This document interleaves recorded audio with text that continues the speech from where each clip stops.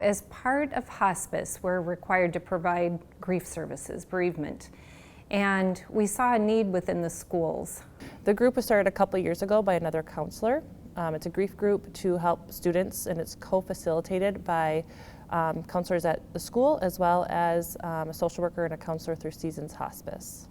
The kids were experiencing death of someone close to them, and they really didn't have an outlet to process that grief.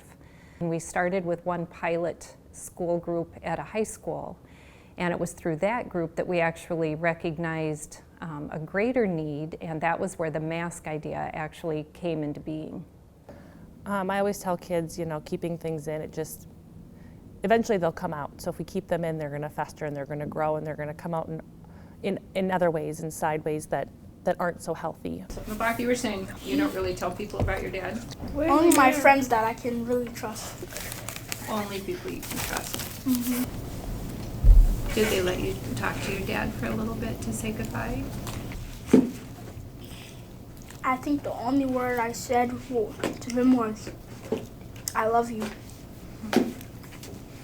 Technically, that's 3 words, not a word. A sentence. One sentence. In the schools, as students know there's a safe place to come, to take off their mask, to talk about their grief, to be real and to share from their heart, things that maybe they aren't talking about at home or that they've never shared with anyone else. There's a sense of community that develops and a sense of trust. It's a great place to see kids being real. It's so hard for them to sometimes be real out in the hallways and in their classrooms. So it really, you see a different side of these kids in the group. With the kids and their masks, I'm amazed every day at the insight. You provide them with it looks like such a simple form when we give it to them. It's just this white blank slate, and the meaning that they attribute to every color, every aspect of a memory or a feeling, how they're processing their grief. These masks become not only a visual, beautiful work of art, but it becomes really a tribute to their person who died. We realized just through the simple artwork we were doing with colored pencils and paper that there was far more that we could access with these kids artistically. One of the beautiful things from the masks we did last year, we talk about all of the unfinished business, all of the I wish I would have, if only I could have, or I should have. And those students, when they went to display those on their masks, they didn't put them on the front, they put them on the back, because it's still part of the mask they wear. They're still not sure that they want to expose all of those things to the outside world.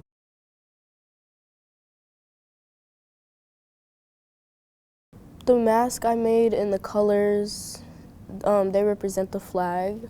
Like, this is the flag of Sudan. And then I put justice for Sudan. And then I put a heart that was broken in half, and then there was supposed to be a key on it, but it kind of fell off. That basically means, like, I don't let anybody see me, like, down or something. I don't like people seeing, like, me upset or crying or something like that. This side is like before he was still here, and then this side is when he's not here anymore. I'm kind of in the middle right now, but as time goes on, I'll still switch to that side. But part of me will still be on this side because my brother's a loss that I'll never get over.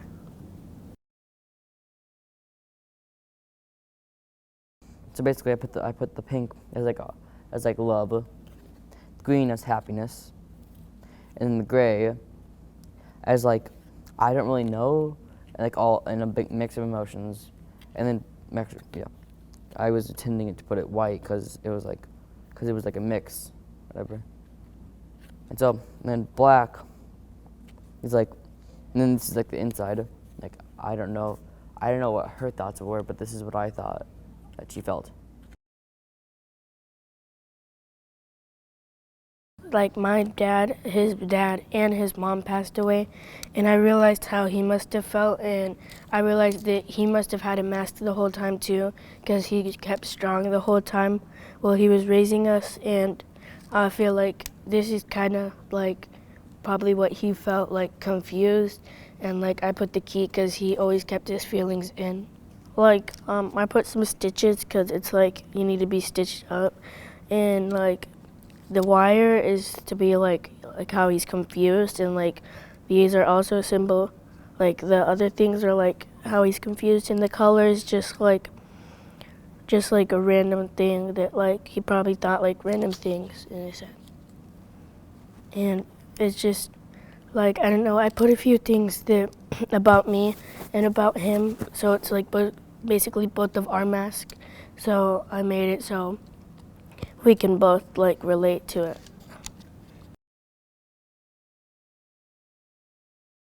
Well, the reason that I picked this kind of like blue and kind of like turquoise color is because I remember because I truly love my mom and dad, and I remember this one time we were in the store, and when my dad bought my mom some turquoise color, and turquoise in my language called firuze, and my mom's name was Firuze, and then just a bunch of like sparkly stuff and these cushions. It makes me like feel comfortable, because it reminds me like how comfortable we were like in my country when my dad was still good.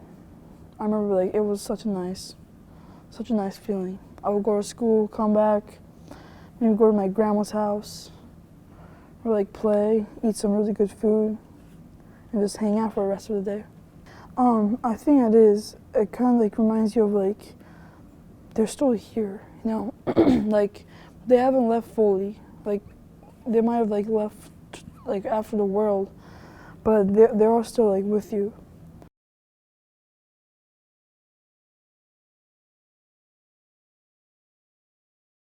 And basically my story is that my father was diagnosed with colon cancer, which is why I used the blue cancer ribbon. And this is kind of the beginning of my story to the end, and this side represents the present. Before his diagnosis, things were kind of okay, and I describe this feeling as white because everything was happy and normal. The blue represents the tears throughout his battle with cancer, and right here, this black puzzle piece represents the dark parts that were involved with his illness. This black right here represents when he died, and the blue is kind of the scar that his death and cancer left in our lives. I also left this cross here because something important to us is Christianity and religion, especially to my father. And even though it was a dark time, the light represents that God was still there with us. And moving forward, which is why the light shines this way and this way. These puzzle pieces also represent me. This represents that the dark past involved with the loss of my father. The reason this puzzle has kind of colors that are a little bit mixed up is to show that the past is kind of mixed up, and sometimes it doesn't all make sense. It is confusing to me, and there are a lot of mixed emotions, but I'm trying to move forward in the future. And this white represents that even after the death, it still has an impact in my life, and the black represents that.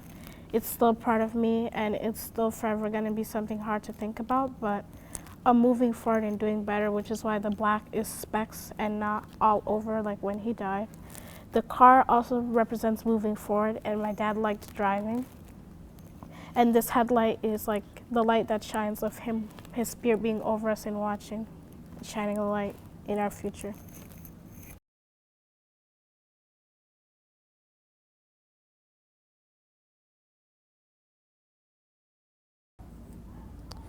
I put sadness.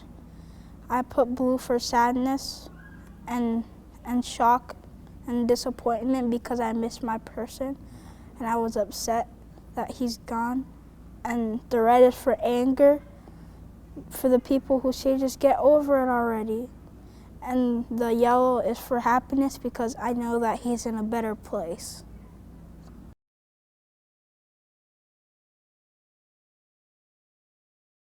All the random stuff up here is a bunch of confusion, and I have a heart in the middle because in the middle of all the confusion, I still love my mom.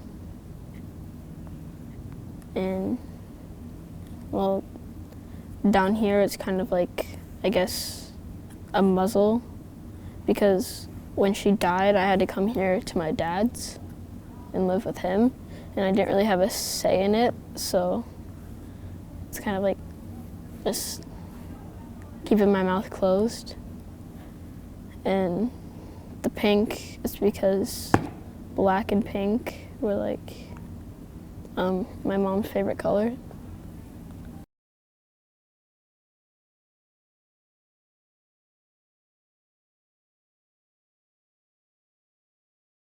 My father died last year in August, and my grandmother died in 2012. My grandmother's favorite color was blue, so I did a dark blue on this side to represent my past before she had died. And then this, and the black is her death and my dad's death combining together. And then the light blue is of me now after their death and how I am feeling and how the blue represents the different changes of the change that happened after their death.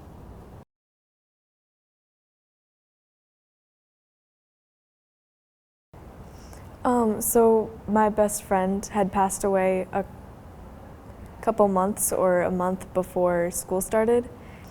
Her name was Landy. She was the sweetest person I had ever met.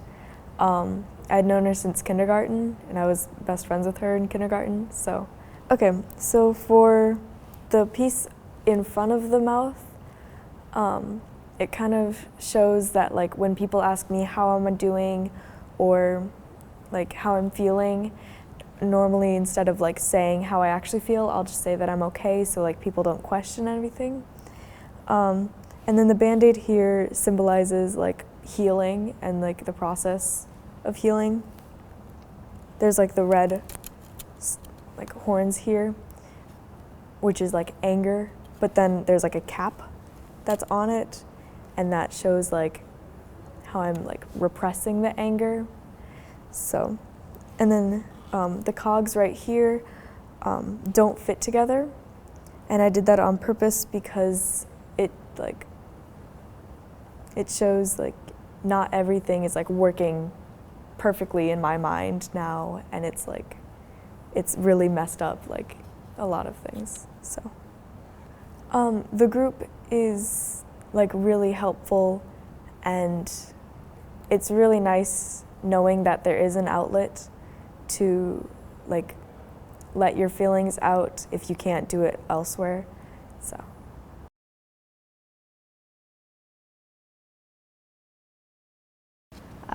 So I had lost my friend about a month ago to suicide. He had ended his life due to his parents not accepting that he was gay. And the other loss is my mom, who had passed away from ALS a couple years back. So this side depicts my mom, because she was always happy, and I mean she was the tough cookie one. And this side depicts my friend, and he was more of the mischievous one, but he really loved doing theater and dressing up. So one of his costumes one year was the devil, and I had added the key because it's said to be that the eyes are the window of the soul, and so I kind of wanted to know what was going through his head when he had committed suicide. This goes over my mask, and this is it's kind of like the cover-up or the happier side of things. And it's got all these types of colors with pink, purple, and blue, and then like sparkles and stuff. And it's just to, be kind of happy and free, not caring so much about what's going to happen. So.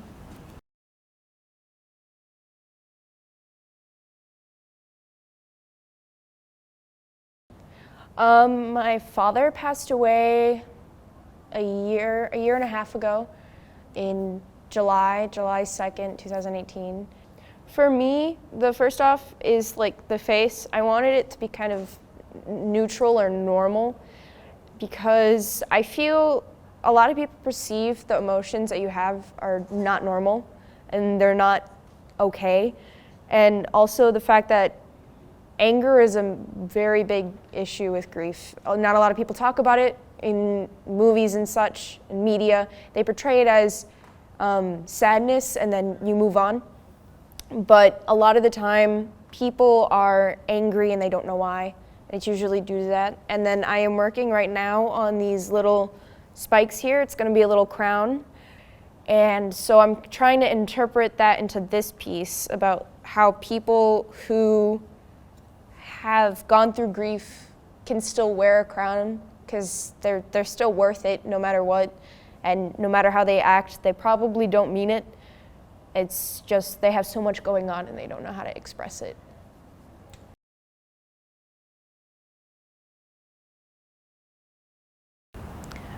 My grandpa was put in hospice last year, and I knew that he was going to be gone soon, but did not know when. So I was trying to prepare myself, and then it happened suddenly, and I still was not ready for it. I chose like the stormy side because my grandpa was a weatherman for KTTC, and I chose the lightning because it's connected, like he was to me and my family. And then that some days are cloudy and some days are sunny.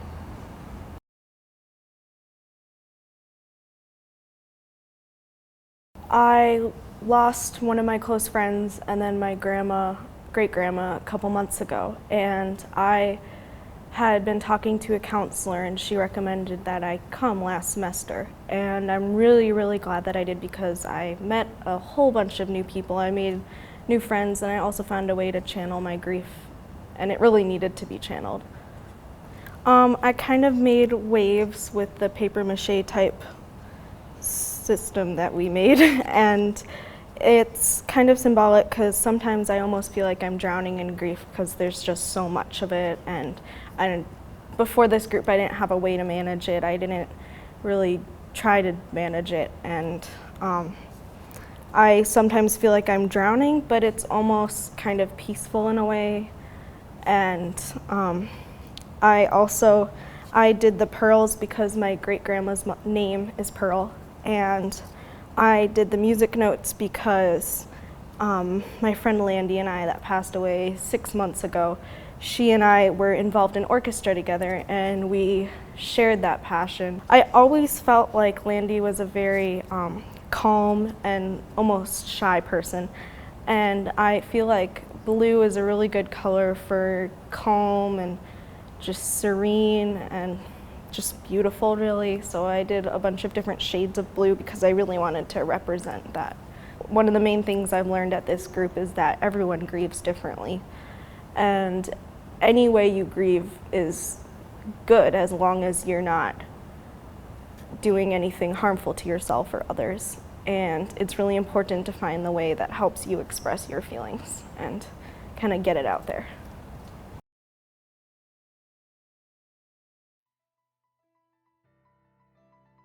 I think there are so many kids walking around wearing masks, and I wish more kids had an opportunity to experience a group like this.